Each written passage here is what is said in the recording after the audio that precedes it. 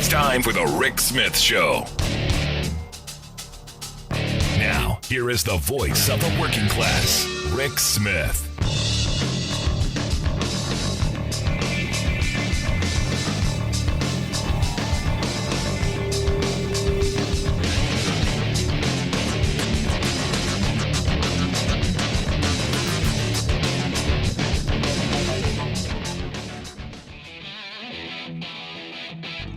Welcome back to the Rick Smith Show. Now, here is Rick Smith.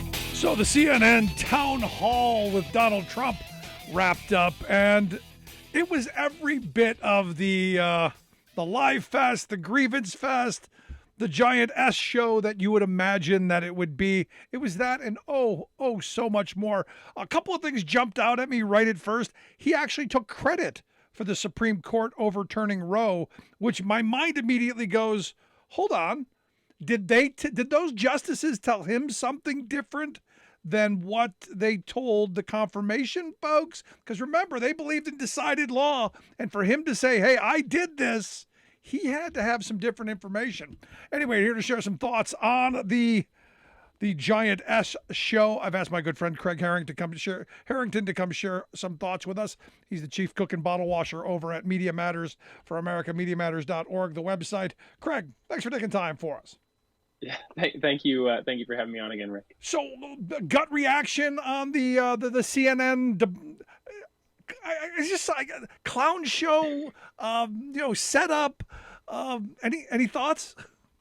Yeah, it was a total disaster. If there's any silver lining, it's that CNN, as the third-ranked cable news network, didn't actually show this to very many people. Like, best case scenario, 1 million people maybe tuned in. Worst case scenario is their typical 500,000 to 700,000 in prime time. CNN is a distant third-place network, and they did this because, frankly, they're desperate for ratings and they're starved for this attention. But man, the attention is not positive. So it didn't help. My question then. Did Van Jones come out and say, today Donald Trump was presidential? Did we get that from Van? Yeah, it was actually very interesting. In the immediate post-game analysis, CNN did this thing that they've adopted a little bit since the 2020 election. They had their first panel of journalists where their sort of center chair was Jake Tapper. And then they had a second panel of political analysts where their center chair was Anderson Cooper, and that's where Van Jones appeared. In that first panel, though, it was like Dana Bash and John King, Jake Tapper, Abby Cornish, Abby Phillip, one other person whose name escapes me, but all real journalists. And they were just kind of shell-shocked. Dana Bash, just shell-shocked. They were like blown away by like, oh, this was what Trump is like. We forgot a little bit of what this experience was. They were shocked by how much he lied. Wait a second. These are smart people. Yeah. I want to believe they're smart people. Are you telling me they forgot the 4 years of chaos we went through? They forgot that this guy will lie when the truth would be better, and if you get off his narrative, he's going to steamroll over you. They forgot? Some of the I don't remember which commentator or which of their journalists it was, but one of them actually said, if you had forgotten what the Trump experience was like, this reminds you. And he just steamrolled Caitlin Collins, who was the host. And, I guess she did as well as she could have. But like, this was not a situation where she could have succeeded. She was alone on the stage with Donald Trump. There were something like hundreds of Trump supporters in the room. They were technically undeclared voters. But almost everyone they interviewed was like, they supported you in 2020, or they supported you in 2016 and 2020. One of them wasn't old enough to vote for Trump, but said they were undecided heading into this, but like they're still a college Republican, like a registered, a member of a Republican group. And so like, this was not a situation where a journalist could succeed. And the journalists watching this seemed to have like this shocked realization, like, oh, wow, this was what the Trump show was like. But to address your first point about Van Jones, February 2017, Van Jones sort of goes down in infamy for his response to Trump's first ever speech to a joint session of Congress, where he said, he literally like fought back tears and said, like, this was the night that Donald Trump became president. I know. Because Trump addressed a war widow, essentially, for frankly a military operation that was botched by Trump. And Jones, since the November of 2020, since the election night in 2020, he has really had a heavy pivot away from Trump. And he was just sort of disgusted and aghast by like the performance that we saw.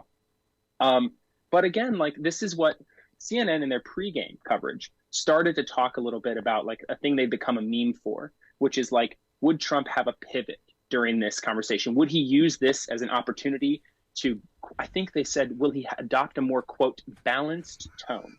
And no. And you wonder why no one watches CNN. It's the post-game analysis from their political pundits, even the sort of the former Republicans and former Trumpers on it. Everyone was kind of surprised by how combative he was. But most of the people who are watching this, I think if you're following along on Twitter or obviously here at Media Matters, like we were watching this with much of our staff, and like this was what he wanted. Our president, actually, Angelo Carasone, tweeted very early on that like Trump was having a blast. He was clearly enjoying himself. This is what he wanted. He wanted easy. He wanted easy sound bites. He wanted to be demonstrated sparring with a reporter, ideally with a woman reporter. Yep. He wanted to have these easy rhetorical wins where he could spew his well-rehearsed lies. He wanted to be fact-checked because if you notice in that room, which was hundreds of Trump supporters, when he would lie, they would applaud. And then when Caitlin Collins would fact-check him live, he would just roll right back through her and push right back and shove right on, and they would applaud him again. There were only 2 instances in more than an hour of questioning where she really just dug her feet in and stopped him in his tracks, and he got defensive. On one of those instances, he kept claiming that he built the wall along the Mexican border, which he did not. And she over and over and over just reiterated, you only built 52 miles of wall. You only built 52 miles of wall. You only built 52 miles of wall. And he got trapped on that, and she beat him on that one instance. On another instance, she just over and over said that he wasn't telling the truth about the Presidential Records Act, which he claimed allowed him to steal those documents when he left the White House and take them to Mar-a-Lago. And she just over and over again dug her feet in. But on other instances where she wasn't as persistent or where he was simply more persistent, we saw really poor spectacles from this. For instance, the very first question was about the 2020 election, and he promoted the big lie. He didn't explicitly say that Joe Biden and Dominion voting systems and Smartmatic voting machines stole the election and rigged the results against him. But he said that if there was a fair election, and people have questions about whether or not 2020 was fair, if there was a fair election, he would be president. And he reiterated that again. She asked him at the very end if he would commit to accepting the results of 2020. And he said, yeah, if I think it's a fair election, which means if he wins. And so if he wins, he'll say that he accepts the election. And if he loses, he'll promote the big lie, which led to the insurrection at the United States Capitol, which potentially had which carried the potential of overthrowing the United States government and installing, a dictator, which is what many people in the crowd on January 6, 2021 were looking for when they stormed the United States Capitol building. He called Ashley Babbitt, who is an insurrectionist, a dead insurrectionist who was killed on January 6th by a police officer who was defending the United States Capitol. He called her a patriot. Collins said nothing. He called that police officer a thug. Collins said nothing. That police officer is black. Collins said nothing. Donald Trump then claimed that the police officer went on TV and bragged about his role in defending the Capitol on January 6th. That did not happen. She sort of pushed back and said, like, he didn't say that, but she said that off camera. He just got to steamroll through this over and over and over again. Now, because of that, because he's so undisciplined and so out of control, he actually walked himself into a couple of mistakes as well. There were the 2 instances where she really pushed back on the wall and on the Presidential Records Act. And then there were 2 other instances where he potentially looked bad. He took very proud ownership of the Dobbs decision to overturn Roe v. Wade. He said that he did that, and he was proud of it, and he was honored by it. And he said that was him, that he overturned Roe v. Wade. No one else could do it, only him. And that is going to go into ads for eternity. And then I'm trying to think off the top of my head what the second instance was where he sort of slipped up. There was an instance where he brought up the Access Hollywood tape again, and he actually defended his position in the Access Hollywood tape that as a star, you're allowed to sexually assault women, and it's not assault because they want it, because you're a star. And so that he created a couple of instances where like Democrats are going to run ads about the things that he said because he's so undisciplined. But that combative nature, the sort of like the wrestling heel mentality of Trump, it is on full display in a situation like this town hall, and it is to his benefit. He only wins in this forum. But here's the thing. I when it comes to Trump, I don't think there are any undecideds. Yeah. Does this move the needle any? No. Yeah. Did this make any difference? No. This was just more feeding his ego, which is why I thought CNN doing it was stupid. Putting Yeah. him out there and giving him an hour just to riff off of whatever he wants is just crazy. I mean, my favorite line for what I watched was when he was talking about the illegal votes and how many votes were. He said there were so many illegal votes in Wisconsin, they didn't know what to do. What do you mean they didn't know what to do? Yeah. We got all these illegal votes. What do we do with them? I mean, it was crazy listening to him just spew but this is what he is, and it's who he is. And anybody who expected this leopard to change his spots should not be in any political position of analysis or journalism whatsoever. Literally yesterday, a jury of his peers in New York City awarded a $3 million defamation damage to E. Jean Carroll, the journalist who said that she was raped and defamed by Donald Trump.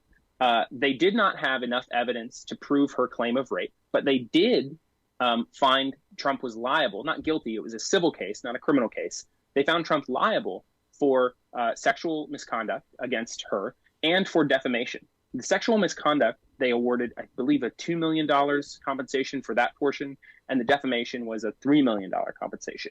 And that was literally less than 24 hours ago, maybe 26 hours ago. And then tonight on CNN, he starts defaming E. Jean Carroll again. Yep. He says, he just goes through the whole rap sheet of all the terrible things that he said about E. Jean Carroll. And the thing that is the indelible takeaway from the CNN town hall is the laughter. When he was describing sexual assault, when he was describing E. Jean Carroll's sexual assault, the audience laughed.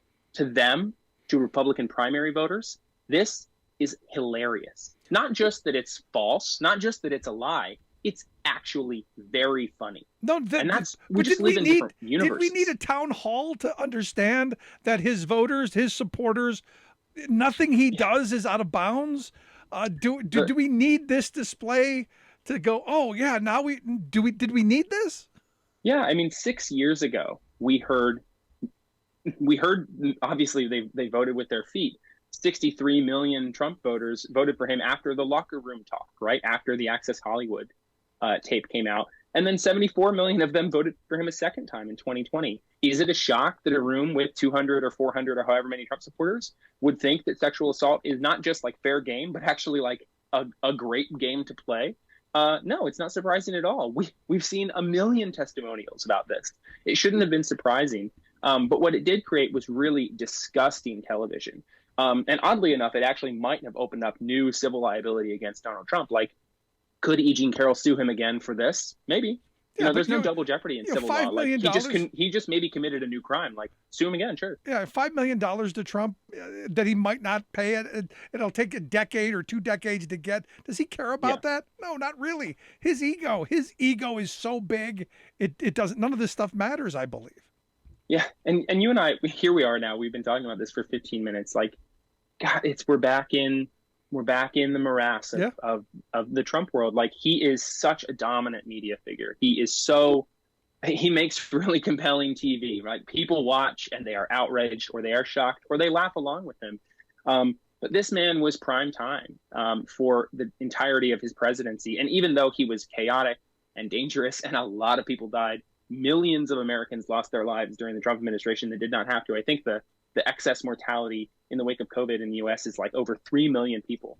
The COVID deaths alone are 1 million. Like, that's Trump's fault. And yet here he is still dominating on television. And what is CNN, as a ostensibly reliable and legitimate news organization, what are they supposed to do? He's still a Republican frontrunner. He actually took a shot at Ron DeSantis that every time Ron DeSantis gets hit by Trump, you just sort of realize, like, this man was not prepared for the Trump show. Yeah. He hit DeSantis so hard tonight. He has a 40-point lead on Ron DeSantis, and he is just wailing on him. And he took another shot, a heavy shot in this town hall that probably landed, if I know anything about how Trump media and Trump supporters are going to respond. He is the Republican frontrunner. He has a 40-point lead. He is almost certainly going to be the Republican nominee, barring some unforeseen circumstance. We don't know what it would take to knock Trump off this pedestal, The media is behind him. Fox is behind him. Newsmax is behind him. They're increasingly competing with one another to see who can get more behind him in the wake of the sort of Tucker Carlson calamity. We find ourselves in a situation where like Trump is the inevitable Republican future, and the media is just going, like, they have to change their rules. They have to adopt a new playbook for how to deal with someone like this. You know, we've never had a president run for reelection. We never had a former president run for reelection like this before in over 100 years. The modern media ecosystem entirely evolved after Grover Cleveland's discontinuous presidency. There is no predicate for dealing with this. But we've also never had a president who led an insurrection against the United States government. We've never had someone who was going to be a Republican nominee who had led a coup. And they don't know how to handle this. And frankly, I don't have all the solutions either, but I instinctively, intuitively, I knew that giving him a town hall and a free reign for 90 minutes of airtime was not the solution. And boy, howdy, it was not the solution. No, and look, it was everything I expected it was going to be. And to be honest, it was a little more. I mean, you're right. He did walk himself into a couple of big questions. The Dobbs thing is huge. I mean, he admitted right out there saying, yeah, I put them on the court. They did it. They did what I wanted them to do. I did this. So he kind of he threw them under the bus. I do want to get your thoughts on real quick before you go. Evidently, Tucker Carlson is now moving over to Twitter. Yeah. So we're going to get the unvarnished Tucker now. You know, no more having to do what Fox tells him to do. You know, did you see his victim video where, you know, when you're in the media, they tell you what to do and you have to play in that? He really played the victim card. Oh my gosh, so well. But now he's going to be real now. So all those lies I told you before, I'm going to be truthful now. It was actually very interesting. In the middle of that 2.5-minute video, he's released 2 videos on Twitter. They're his basically only responses after he was sort of unceremoniously fired by Fox News 2 weeks ago. And in the middle of that video, he actually said, fact checkers, you know, dweebs like me, and people who report facts like dweebs like you, you know, they actually do report the facts, but it's not the truth. And the truth and the facts aren't the same thing. And what he was going to report on was the truth, and he was going to use this platform to do it. I was not aware that what we were watching for the past 7 years of the white power hour in prime time on Fox News, I wasn't aware that was the varnished Tucker Carlson. I can't imagine. Well, I mean, obviously I can't imagine where he might go with the sort of imprimatur of Elon Musk and the freedom provided by Twitter. But, you know, we sort of are just now waiting for where is the brick wall that causes him and Elon Musk to have a fight? Because if Tucker Carlson is going to push every boundary, it's going to end up somewhere. And I suspect it'll be something he says in the wake of a school shooting, or something he says in the wake of something truly heinous that he says in the wake of a very high profile event that even Elon Musk is going to realize that he sort of trapped himself in a cage with a lion. But in the meantime, Tucker Carlson seems like he's going to use this opportunity on Twitter to get increasingly toxic, as Twitter itself has become increasingly toxic and increasingly reflective of the right-wing viewpoints of its owner, Elon Musk. It's increasingly a website that isn't very good, and it also heavily promotes the right-wing content and the stuff that Elon wants to see. And so if you're using Twitter, it's very likely that whenever Tucker starts his limited series or his exclusive videos, that those things are just going to show up in your feed. They're going to be at the top of your For You page. They're going to be recommended right into your your feed that you used to use for news or for keeping in touch with friends or for random acquaintances or however it is you use Twitter back in the old days. We're now going to just see a lot more Tucker Carlson on that platform, and that's going to be a real problem for an organization like Twitter that's bleeding advertising dollars, and where blue chip advertisers and blue chip companies do not want to see their brands associated with this stuff. They were not advertising on Tucker's show on Fox for a reason.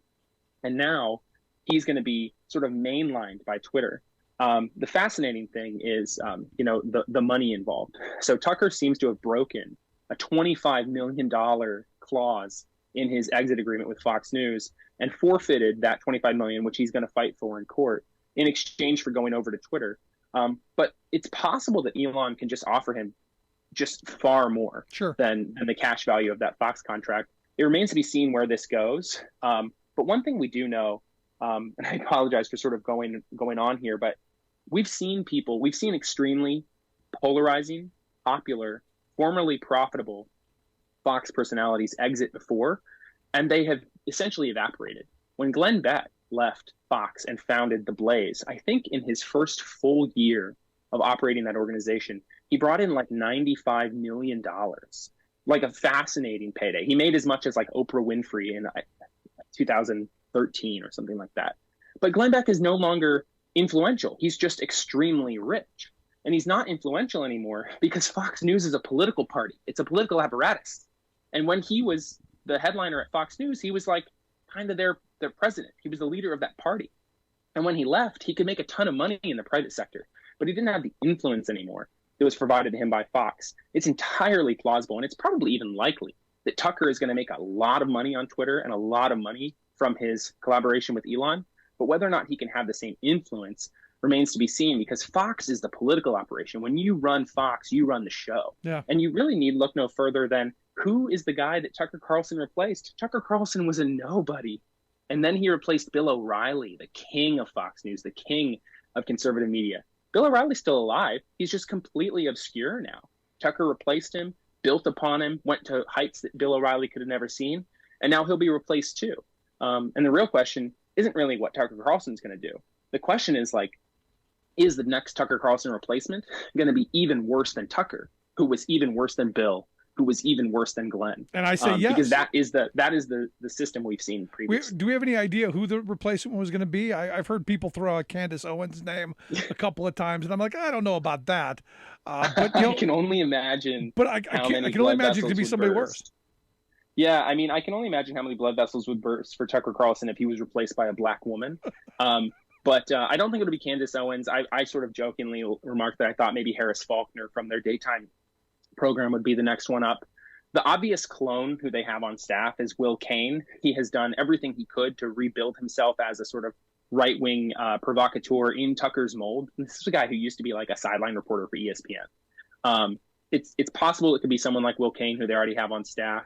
But it's possible that it's someone who we wouldn't expect. In 2017, you wouldn't have expected Tucker Carlson to be primetime, to be big time rather. He was like a weekend replacement host. He was the guy who was famous for falling asleep on the set of Fox and Friends once.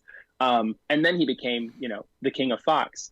It's possible that it's going to be someone who we don't expect. They're testing a bunch of different hosts. They tested Brian Kilmeade the first week, then Lawrence Jones. This week they're testing Kayleigh McEnany. One of our researchers, Ruby Seavey, actually has this really interesting thing that was published on Monday about the 50% decline we saw in that 8 p.m. time slot's ratings in the 2 weeks since Tucker left. They need someone who can bring back those viewers. And oddly enough, we actually just saw this in November 2020. Fox lost viewers when they correctly called the 2020 presidential election for Joe Biden. And Tucker brought those viewers back by going all in on white supremacy and all in on the election lie that cost Fox $800 million in the defamation case with Dominion voting systems. It's entirely plausible that the person who replaces him is going to chase that same dragon and take Fox into another rabbit hole that's going to be disastrous for the network in the same way the Dominion suit was disastrous for them. But that's the only way they can stay relevant is to chase that audience down. Yeah. They can't afford to have that many people leave for Newsmax or to log off entirely. They need them. Maybe they can work out a deal with the Department of Corrections and get Stuart Rhodes from his jail cell. Yeah, who knows? Lastly, I want to get your thoughts on the latest defamation suit against Fox. Nina Jankowicz, who was on this program, talking about her want to sue Fox. In fact, full disclosure, I actually donated to her campaign to hold Fox accountable. She's actually filed a new defamation suit against Fox. Are we going to see more of these kind of? I know the shareholders are suing. I know there's the Smartmatic suit. Yeah. Now this one, will we see a jump in these? You would think that you would. What the Dominion case and really the settlement in favor of Dominion, what it showed was the predicate for actually winning these cases. I suspect that the next thing we're likely to see is the Smartmatic case will probably settle. Smartmatic is going to demand sort of a king's ransom akin to what was given to Dominion. Murdoch and the family are going to fight back against it. But, I've watched a couple of Jankowicz's interviews, including on your program. And it's interesting, there are more people who have been defamed by this network. Some of them are major public figures. Some of them are simply associates of major public figures. It's entirely plausible that there are more defamation cases in the pipeline that are really going to get sort of shaken loose from the tree in the wake of the Dominion defamation settlement. We just don't know. It's still very early, and these things take time. But sometimes this will sort of cascade. And you and I have talked about this previously as a sort of like possible the defamation settlement with Dominion will be like a rainmaker incident for Fox, where you have a first suit that wins and it proves the concept that you can land one of these big settlements against Fox News, and that there actually are legal boundaries to how much Fox can damage individuals or institutions or companies. And then with the predicate set, you'll see more and more and more, and they'll just snowball and roll downhill. Where this stops, we don't know. But we do know that the last time Fox was so imperiled as they are now, they went full on the defamation to bring that audience back. Yeah. And are they going to be willing to do it again? Like, we'll see. That is the question. But Craig, I appreciate the time. Great stuff as always. Hope folks will check out the website, MediaMatters.org. Craig Harrington, Chief Cook and Bottle Washer over there at Media Matters. Appreciate the time, brother. Yeah, thank you. Have a good night. Let's take a quick break. Right back after this. Stick around. You're listening to The Rick Smith Show.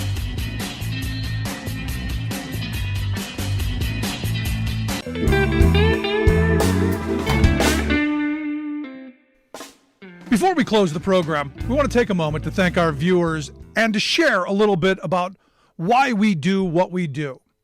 At The Rick Smith Show, we believe that media today is almost entirely controlled by corporate greed. So we have now 24-hour news channels.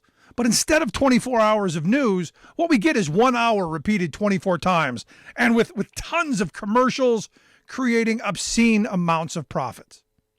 Information once presented as a public service has now become a private commodity. So when lies make money, lies are what we get. We get a corporate-controlled rage machine feeding us anger and hate, trying to convince us that our problems are right, left, or red, blue, when they are and always have been up, down, the wealthiest 1% versus the rest of us. Our goal is to be an alternative to that machine, not as a news show with a fancy journalist out front, but as a talk show run by a union truck driver and a team of working-class heroes just like you. Everything we do, both what we get right and what we get wrong, is dedicated to advancing the interests of America's working families. No corporate ad buys, no think tanks, no focus groups, no talking points. We are media by working people, for working people. Thanks for tuning in. We'll see you back here next time.